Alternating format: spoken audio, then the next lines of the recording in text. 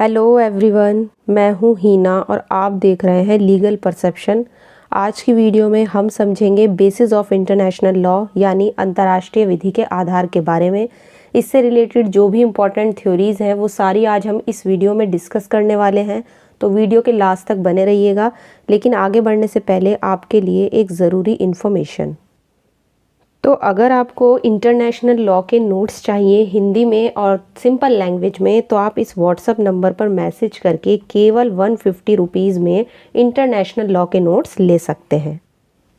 तो international law के basis से रिलेटेड जो इम्पोर्टेंट थ्योरीज़ आज हम डिस्कस करने वाले हैं, उसमें सबसे पहले हम देखेंगे प्रकृतिवादी मत के बारे में यानी theories as to law of nature. Second है अस्तित्ववादी मत यानी पॉजिटिविज्म।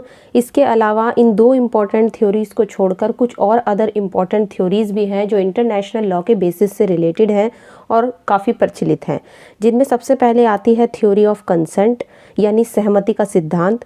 नेक्स्ट है ऑटो लिमिटेशन थ्योरी यानी आत्मनियमन का सिद्धांत। थर्ड है पैक्टा संट सर्वांडा और फोर्थ आती है थ्योरी ऑफ फंडामेंटल राइट्स यानी मौलिक अधिकारों का सिद्धांत। अब हम इन सभी थ्योरीज़ को एक एक करके डिस्कस करेंगे, लेकिन पहले जो दो इम्पॉर्टेंट थ्योरीज़ हैं हम इनको डिस्कस करेंगे। लास्ट में इन चार थ्योरीज़ को भी हम डिस्कस करेंगे। सबसे पहले बात करेंगे प्रकृतिवादी मत की यानी theories as to law of nature की। ये थ्योरी नेचुरल लॉ से संबंधित है और इस थ्योरी के हिसाब से जो इंटरनेशनल लॉ है उसको नेचुरल लॉ का ही पार्ट मानना चाहिए, या इंटरनेशनल लॉ या अंतर्राष्ट्रीय विधि जो है वो हमारे प्राकृतिक विधि का ही हिस्सा है या उसी का भाग है। 16वीं और 17वीं शताब्दी में यानी 16th और 17th सेंचुरी में जो भी विधि शास्त्री थे, जो भी जूरिस्ट थे, उनका ये मानना था कि जो इंटरनेशनल लॉ है वो नेचुरल लॉ पर आधारित है, यानी कि अंतर्राष्ट्रीय विधि का आधार क्या है? प्राकृतिक विधि है। अब प्राकृतिक विधि का मतलब क्या होता है? तो प्राकृतिक विधि, इसको हम लॉ ऑफ नेचर के नाम से भी जानते हैं। तो इसका मतलब होता है एक ऐसा लॉ जो नेचर ने हमें दिया है, जो प्रकृति से हमें मिला है। जैसे फॉर एग्जाम्पल मान लो एक व्यक्ति है, अब कोई व्यक्ति बुरा एक्ट करने के बारे में सोचता है तो उसके अंदर एक ऐसी स्पिरिट होती है, एक ऐसी शक्ति होती है जो उसे अच्छे और बुरे के बीच में फ़र्क बताती है, उसे बताती है कि अच्छा क्या है और बुरा क्या है। अब हर व्यक्ति के अंदर ये जो अच्छा और बुरा समझने की जो स्पिरिट है, जो शक्ति है, वो हमें कहाँ से मिली है? हमें मिली है गॉड से, ईश्वर से हमें मिली है। तो वो सब चीज़ें, चाहे वो तर्क करने की शक्ति हो, है ना, या अच्छा बुरा पहचानने की शक्ति हो, तो ये सब कुछ हमें कहाँ से मिला है? ये सब कुछ हमें नेचर से मिला है। इसीलिए उसे हम लॉ ऑफ नेचर कहते हैं। सही गलत की पहचान करने की हर मनुष्य के पास अपनी अपनी शक्ति होती है, जिससे कि हम ये चीज़ पहचान सके कि क्या राइट है क्या रॉन्ग है, तो उसी को बोलते हैं लॉ ऑफ नेचर। और इस थ्योरी के हिसाब से अंतर्राष्ट्रीय विधि प्राकृतिक विधि का ही एक भाग है, और प्राकृतिक विधि जो नेचुरल लॉ है वो इंटरनेशनल लॉ से उच्च है, मतलब उससे सुप्रीम है। प्राकृतिक विधि को दैवी विधि उस टाइम पे समझा जाता था, मतलब डिवाइन लॉ समझा जाता था 16th और 17th सेंचुरी में। जो विधि शास्त्री ह्यूगो ग्रोशस हैं, उन्होंने इस प्राकृतिक विधि का एक धर्मनिरपेक्ष रूप को पेश किया था। तो ह्यूगो ग्रोशियस ने इम्पॉर्टेंट रोल यहाँ पे प्ले किया है और उन्होंने बताया है कि किस तरीके से उन्होंने प्राकृतिक विधि का एक धर्मनिरपेक्ष रूप पेश किया। अगर हम इस चीज़ की बात करें तो प्राकृतिक विधि के विधि शास्त्रियों में या इस थ्योरी के जितने भी समर्थक थे, उनमें जो जूरिस्ट हैं प्यूफेंडार्फ और थॉमसियस, इन्होंने बहुत ही इम्पॉर्टेंट रोल प्ले किया है। और जिस तरीके से ह्यूगो ग्रोशियस ने इसका धर्मनिरपेक्ष रूप पेश किया है, उसी तरीके से इनका भी मानना था कि जो प्राकृतिक विधि है वो उच्च विधि है किसी भी लॉ से। तो बहुत ही ज़्यादा इन्होंने इम्पॉर्टेंट रोल प्ले किया है, और ये जो हमारा नेचुरल लॉ है इसको मानने वाले जूरिस्ट में जो है अपना एक खास स्थान रखते हैं। तो अगर हम इस थ्योरी की बात करें कि बेसिस क्या बताता है ये जो थ्योरीज है इंटरनेशनल लॉ के बारे में, तो सिंपली अगर हम इसको एक लाइन में लिखने की बात करें तो यही है कि जो हमारा ये थ्योरी है प्रकृतिवादी मत, इंटरनेशनल लॉ के बेसिस के बारे में इसका कहना है कि इंटरनेशनल लॉ जो है वो हिस्सा है किसका? नेचुरल लॉ का हिस्सा है, प्राकृतिक विधि का हिस्सा है। लेकिन बात यहीं पे ख़त्म नहीं होती। अब देखो, इस थ्योरी की भी आलोचना है। आलोचना हमें पता होनी चाहिए कि बेसिकली इसकी जो आलोचना हुई है वो किस आधार पर हुई है। तो अगर हम इस थ्योरी की आलोचना की बात करें तो इस मत का हर अनुयायी जो है वो लॉ का अलग अलग मतलब लगाते हैं। यानी इसकी जो इस थ्योरी की जो आलोचना हुई है वो इस आधार पर क्रिटिक्स ने की है कि वे इसका जो नेचुरल लॉ का मीनिंग है सब अलग अलग लगा रहे हैं। अलग अलग विधि शास्त्री इसका मतलब कोई तर्क से लगा रहा है, कोई रीज़न से लगा रहा है, कोई जस्टिस से लगा रहा है, कोई उपयोगिता से लगा रहा है और कोई अंतर्राष्ट्रीय समुदाय के सामान्य हित लगाते हैं। तो जितने भी ज्यूरिस्ट रहे हैं नेचुरल लॉ से रिलेटेड, उन्होंने इस सब का मीनिंग अलग अलग लगाया है। इसमें बिल्कुल भी मतलब सर्टेनिटी हमें कहीं दिखाई नहीं देती, बिल्कुल अनसर्टेन उन्होंने इसका मीनिंग निकाला है। तो इसीलिए इस थ्योरी की इस आधार पर क्रिटिसिज्म हुआ है। नेक्स्ट थ्योरी आती है अस्तित्ववादी मत यानी कि पॉजिटिविज्म। अब पॉजिटिविज्म का क्या कहना है, इसके लिए हमें कुछ 2 से 4 पॉइंट ध्यान रखने होंगे। इसमें सबसे पहला पॉइंट ये है कि ये जो आपका पॉजिटिविज्म था ये 18वीं शताब्दी में बहुत ज़्यादा फेमस हुआ था। अभी हमने जो नेचुरल लॉ वाली थ्योरी देखी थी वो 16 से 17 के बीच के जो ज्यूरिस्ट थे उन्होंने उसके बारे में जो भी अपने व्यूज़ दिए हैं वो हमें वहाँ पर मिलेंगे। लेकिन जो अस्तित्ववादी है, जो पॉजिटिविज्म को मानने वाले ज्यूरिस्ट हैं, तो उनके विचार ज़्यादा जो प्रसिद्ध हुए वो 18th सेंचुरी में हुए हैं। इस थ्योरी के अगर हम प्रमुख ज्यूरिस्ट की बात करें, जो मुख्य विधि शास्त्री थे वो थे बिंकर शोएक। और इंटरनेशनल लॉ का सोर्स यहाँ पर राज्यों की इच्छा को माना गया है। इंटरनेशनल लॉ के नियम का आधार भी राज्यों की सहमति है, ऐसा कहना है इस थ्योरी का। तो अगर हम बात करें प्रकृतिवादी मत की, तो वो मत क्या कह रहा था, उसका कहना था कि भाई जो भी हमारा अंतर्राष्ट्रीय विधि का आधार है वो नेचुरल लॉ है। नेचुरल लॉ जो है वो इंटरनेशनल लॉ से सुप्रीम है, उससे उच्च विधि है। लेकिन अगर हम बात करते हैं अस्तित्ववादी मत की, तो यहाँ पर जितने भी ज्यूरिस्ट हैं और जो इंटरनेशनल लॉ के बेसिस से रिलेटेड इस थ्योरी को मानते हैं, उनका कहना यही है कि अंतर्राष्ट्रीय विधि का जो मेन सोर्स है, जो उसका मुख्य स्रोत है, वो राज्यों की इच्छा है। स्टेट की जो अपनी विल होती है, जो उनकी इच्छा होती है, वही मुख्य स्रोत है अंतर्राष्ट्रीय विधि का। और यहाँ पे राज्यों से ली गई सहमति को भी 2 भागों में बांटा गया है।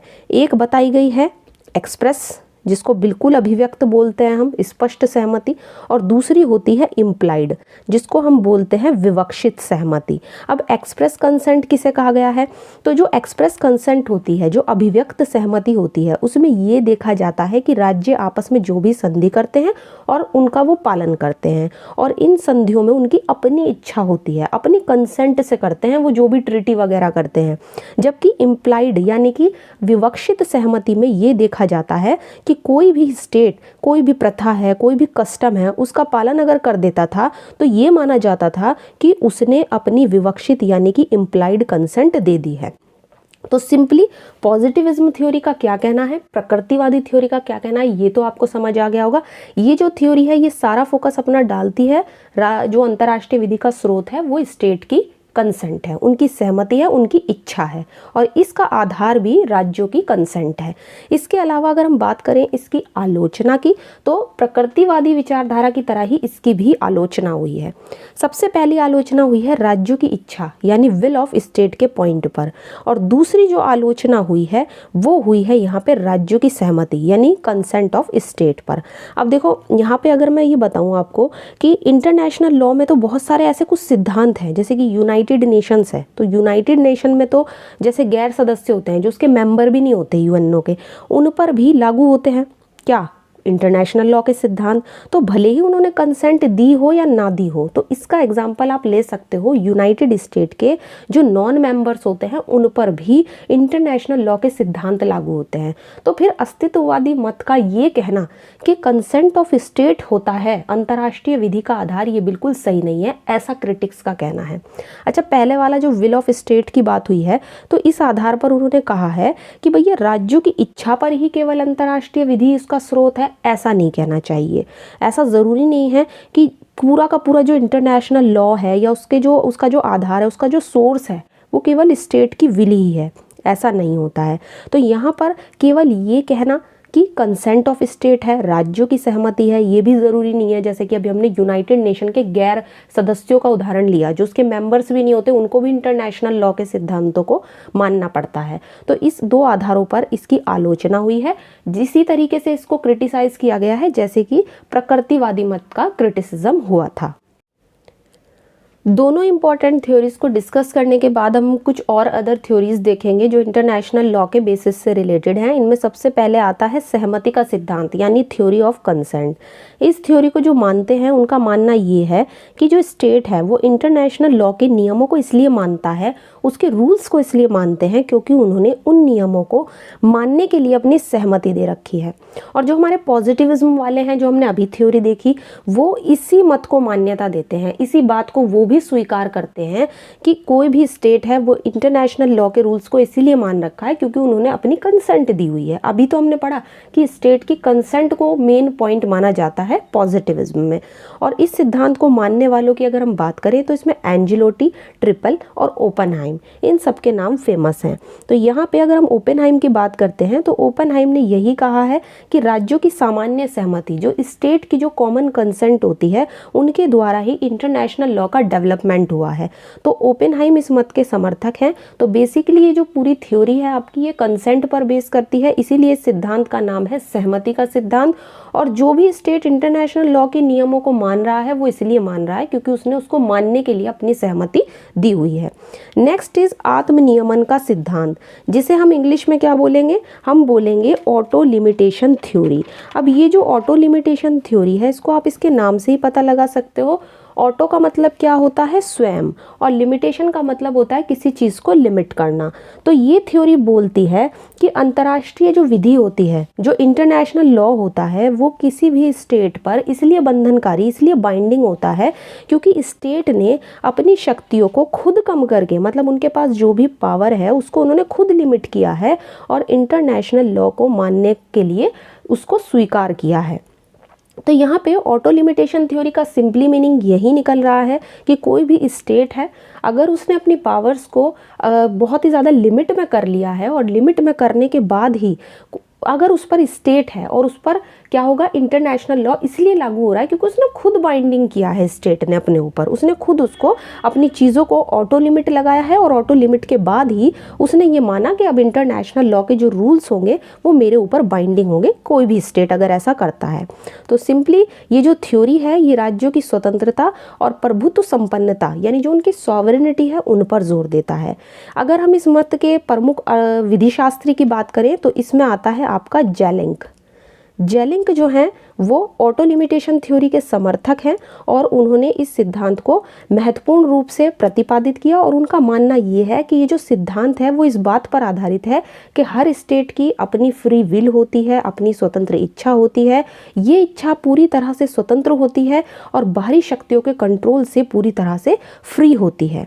लेकिन कोई भी स्टेट है वो खुद अपनी इच्छा के द्वारा अपनी पावर को या अपनी सार्वभौमिकता को कम कर सकता है। तो पूरी की तरीके से यहाँ पे ये जो बात है ये स्टेट पर छोड़ दी गई है कि वो अपने ऊपर कैसे ऑटो लिमिट लगाता है, कैसे ऑटो लिमिटेशन जो थ्योरी है ये बेसिकली फोकस करती है किसी भी स्टेट के ऊपर कि वो किस तरीके से अपनी शक्तियों को कम करेगा। और जब वो अपनी शक्तियों को कम करेगा तो इसका मतलब ये है कि वो खुद इंटरनेशनल लॉ के जो रूल्स हैं उनको अपने ऊपर बाइंडिंग मान रहे हैं।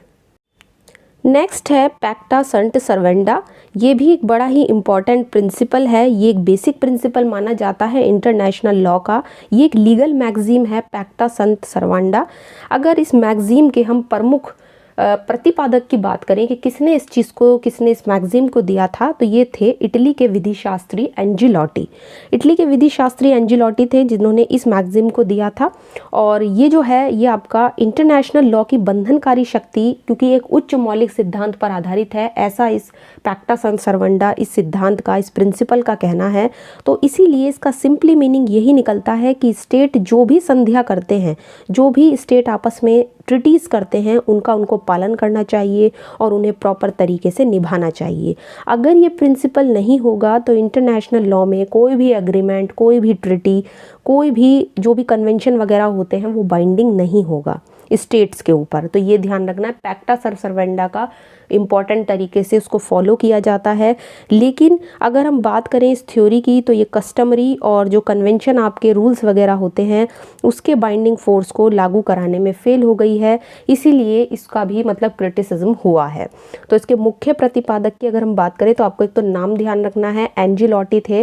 साथ ही इंटरनेशनल लॉ की बंधनकारी शक्ति पर एक उच्च मौलिक सिद्धांत पर हाई लागू होता है, क्योंकि जो भी इंटरनेशनल लेवल पे जो भी ट्रीटीज़ होती हैं, कन्वेंशंस होते हैं, उनको अगर फॉलो ही नहीं किया जाएगा तो फिर इंटरनेशनल लॉ का क्या मतलब। इसीलिए उन सब चीज़ों को फॉलो करने के लिए, चाहे ट्रीटीज़ हो, कन्वेंशन हो, उन सबको बाइंडिंग वो तभी होती है, कोई भी स्टेट अपने ऊपर बाइंडिंग जब तक नहीं मानेगा तो उसका पालन कैसे होगा। तो इसीलिए पैक्टा सर्वंडा का मतलब यही है कि अगर कोई भी स्टेट कोई भी संधि करता है, या दो से ज़्यादा स्टेट अगर आपस में कोई ट्रीटी करते हैं तो उनका उन्हें पालन करना चाहिए और प्रॉपर तरीके से उनको मानना चाहिए।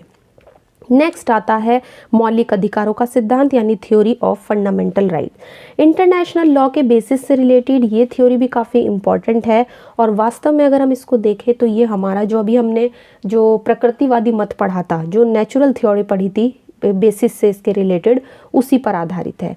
इसके अकॉर्डिंग जो भी हमारे स्टेट होते हैं उनके अस्तित्व से पहले ही, मतलब स्टेट जब तक अस्तित्व में नहीं आता उससे पहले ही मनुष्य क्या करता था, अपनी प्राकृतिक दशा में रहता था। मतलब हर व्यक्ति को कुछ ना कुछ फंडामेंटल राइट्स तो मिलते ही हैं। हालांकि फंडामेंटल राइट्स का जो वर्णन है वो हमारे कॉन्स्टिट्यूशन में भी दिया गया है, लेकिन जब स्टेट अस्तित्व में भी नहीं था, इस थ्योरी के हिसाब से मनुष्य तब भी अपने नेचुरल स्टेट में, अपने प्राकृतिक दशा में रहता था और उस दशा में उसको बहुत सारे फंडामेंटल राइट्स मिले हुए थे, जैसे कि फ्रीडम का राइट मिला हुआ था, इक्वालिटी का राइट मिला हुआ था और भी कई सारे राइट्स मिले थे, सेल्फ डिफेंस का राइट था मनुष्य के पास।